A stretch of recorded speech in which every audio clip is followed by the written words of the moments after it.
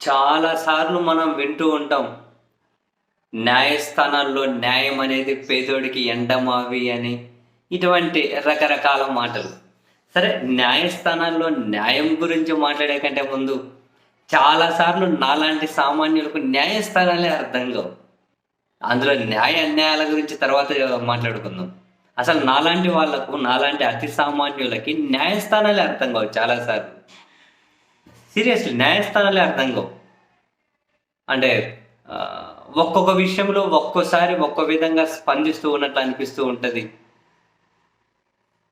మనం తాజాగా చూసాం ఆంధ్రప్రదేశ్ హైకోర్టులో చంద్రబాబు సార్ ముఖ్యమంత్రి అయిన తర్వాత తన మీద కొన్ని కేసులు నడుస్తూ ఉన్నాయి. ఆల్రెడీ ఆయన జైలుకు కూడా వెళ్ళి వచ్చారు కాబట్టి ఆ కేసులకు సంబంధించి ఇప్పుడు ఆ విచారణ చేసే సంస్థలు తన పరిధిలోనే ఉంటాయి కాబట్టి సో అవి డెఫినెట్లీ వాళ్ళ బాసుకు వ్యతిరేకంగా విచారణ సక్రమంగా చెయ్యలేవు కాబట్టి ఆ విచారణను కేంద్ర సంస్థలతోటి జరిపించండి అని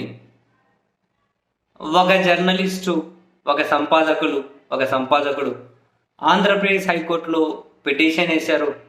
అది వాయిదాలు పడి చివరికి వచ్చేసరికి అసలు మీ ఇంట్రెస్ట్ ఏంది, మీకేం సంబంధం ఈ కేసుల గురించి, అసలు ఈ పిటిషన్ మీరు ఎందుకు వేయాల్సి వచ్చింది అని ఆ పిటిషన్ వేసినటువంటి జర్నలిస్టు మీద హైకోర్టు అసహనం వ్యక్తం చేయడాన్ని మనం చూసాం. మీకేం సంబంధం, మీరు ఎందుకు పిటిషన్లు వేశారు అని. సరే, ఆయన ఎందుకు వేశారు అనే కథ పక్కన పెడితే మనం జనరల్ కాంటెక్స్లో చూసినా కూడా చంద్రబాబు సార్ మీద కేసులు ఉన్నాయి, విచారణ జరుగుతూ ఉన్నాయి. ఆ విచారణ చేసే సంస్థలు సార్ కింద, ముఖ్యమంత్రి కింద పనిచేసే విచారణ సంస్థలే.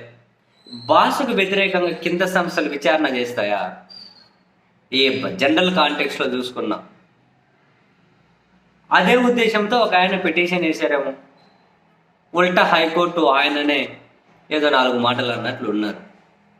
మరొక వైపు రోజు పత్రికల్లో చూస్తూ ఉన్నాం, చంద్రబాబు గారి మీద నమోదైన కేసులలో మళ్ళీ వాంగ్మూలాలు మార్చి కావాలి ఇవ్వాలి అని చెప్పి ప్రెజర్ చేస్తున్నారు కొందరు ఐఏఎస్లు, ఐపీఎస్లు అని చెప్పి అవి వింటూ ఉన్నాం. ఈ ఎపిసోడ్ ఇలా ఉందా? ఇప్పుడు జగన్మోహన్ రెడ్డి గారి దగ్గరకు వద్దాం. ఇప్పుడు జగన్మోహన్ రెడ్డి గారి బెయిల్ రద్దు చేయాలని, ఆయన మీద నమోదైన కేసులు వేరే రాష్ట్రానికి బదిలీ చేయాలి అని, విచారణకు ఒక స్పెసిఫిక్ టైం బౌండ్ పెట్టి ట్రయల్ పూర్తి చేసేయాలి అని రఘురామకృష్ణంరాజు గారు సుప్రీంకోర్టులో పిటిషన్ వేశారు. అది విచారణ సాగుతూ ఉంది. మధ్యలో తాజాగా ధర్మాసనాన్ని కూడా మార్చారు, మనం ఇంతకుముందు మాట్లాడుకున్నాం. అది విచారణ సాగుతూ ఉంది. అయితే ఇక్కడ సేమ్, ఇప్పుడు ఇక్కడ హైకోర్టులో అప్లికేబుల్ అయినటువంటి